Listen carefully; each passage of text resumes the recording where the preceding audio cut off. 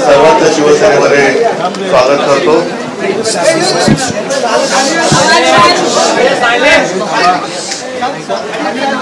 रोज आता आपल्या शिवसेनेमध्ये चांगली कट्टर आणि काम करणारी माणसं येत आहेत।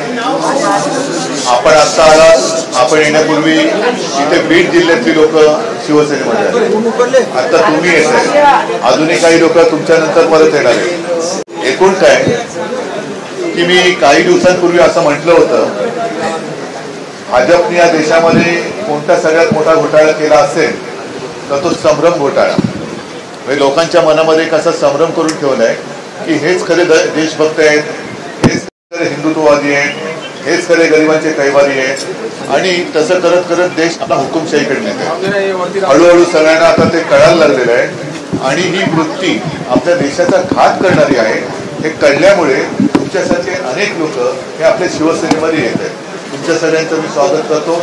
मला राजन आणि तुम्हाला सुद्धा सगळ्यांना धन्यवाद द्यायचे, कारण तुम्ही तिथे अत्यंत काही वेळा म्हणजे आता मी म्हणेन आता परिस्थिती सुधारायला लागली, पण प्रतिकूल परिस्थितीत सुद्धा नेटाने काम करतात।